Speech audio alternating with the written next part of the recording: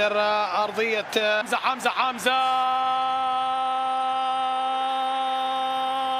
سلام يا سلام يا سلام يا سلام. لكن نادي ليل ناوي نادي ليل يكون هدف حاضر نادي تولوز. عارفين ان المهمه صعبه وعارفين انهم قادرين على تحقيق.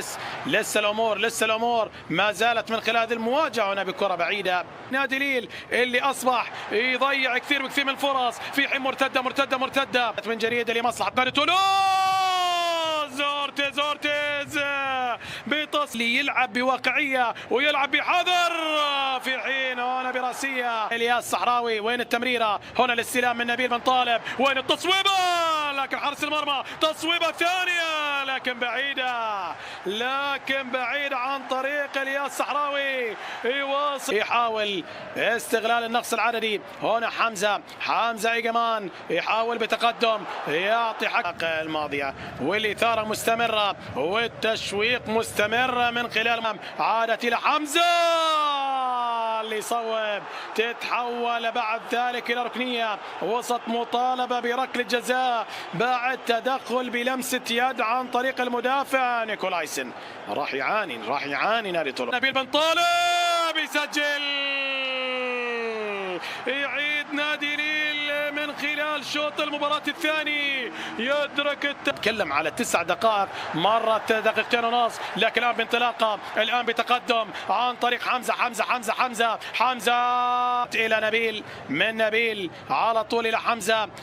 تمريره مقطوعه ثان عاد الكره الى حمزه لكن الاستخلاص حاضر دليل. فرصه للتسجيل. مين اللي يسجل الهدف الثاني؟ مين اللي يخطف الثلاث نقاط؟ بانطلاقه لمصلحه نادي ليل. التمريره ما كانت حاضره. هنا الاستخلاص هنا العوده عن طريق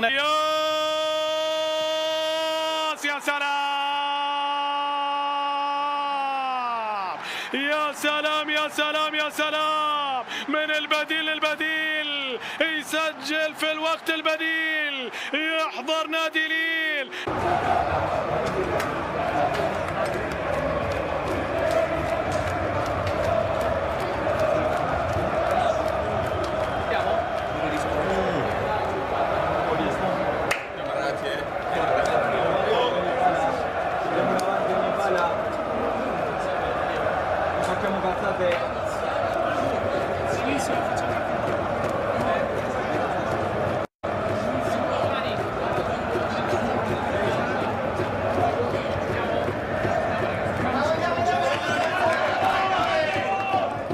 بسم الله الرحمن الرحيم.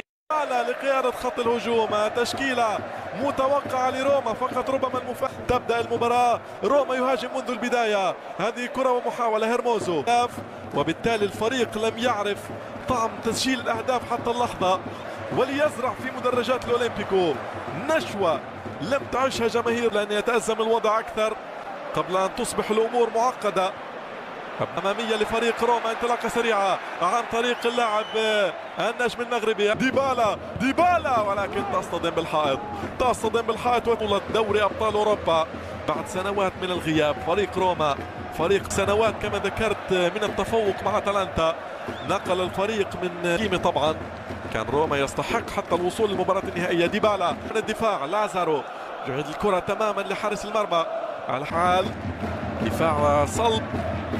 الفريق مدرب كيفو انتصار وهزيمتين بالامس. شاهدنا مباراة ديربي ايطاليا القفض ليعود لسكة الانتصارات من جديد. كرة للعيناوي يا ولد يمر بروعة كثيرة كانت هذا الصيف. الثابتة قد تكون الحال عالية الرأسية ولكن فوق المرمى. لمسة على اليسار سوليه العيناوي بثقة كبيرة. روما في قادم الدقائق. هذه لمسة من ويسلي الى العيناوي يعيدها سيبتسم. لم ينجح بالانتصار على فريق التورو وبالتالي أفضلية كبيرة فريق نسور العاصمة خصم روما القادم. لكن تبعد من الدفاع. تعود من جديد للاتسارو. عودة للخلف فريق تورينو يحد من السيري بي في بطولة الكأس بصعوبة. هذه كرة من أزلان على داخل المنطقة ولكن سهلة. المباريات الرسمية 16 انتصار وصف الملعب. لاعب الإيطالي يلعبها للعيناوي إلى كريستانتي من جديد. كوني ماذا يحتاج بالتحديد مدرب فريقه خلف الكرة دائما يتقوقع فريق تورينو في مناطقه. زيل يدخل منطقة الجزاء وصل الأرضية ولكن مبعدة. تعود من جديد لهيرموزو. لاتيني بالقدم اليسرى على داخل المنطقة الرأسية ولكن سهلة الكرة. يوفنتوس دولي أورجواياني في مباراة وحيدة مع منتخب. سوليه بالقدم اليسرى يتقدم سوليه عرضية داخل المنطقة تمر من الجميع والتغطية من لازارو. تعود لوسط الميدان على اليمين لاعب لازارو يستلمها ليغونجي. لاعب واضحة هنا في ملعب الأولمبيكو. مباراة السهرة بين تعادل مخيب للآمال بالنسبة للجنة. محاولة وانطلاقة أمامية. هذه خطيرة لديبالا ولكن التدخل الدفاعي ممتاز بشكل ممتاز لفريق التورو. انطلاقة سيميوني يحاول مع الكرة استلام ودوران. يستعد ديبالا عالية داخل المنطقة الرأسية دفاعية تبعد وتعود والأكلة حرة. سوليه عالية داخل منطقة الجزاء الرأسية ولكن سهلة رأسية هيرموزو. تلعب طويلة أمامية من لازارو في هذه اللحظة. كلينو يخير العيناوي ويفرض التعادل السلبي.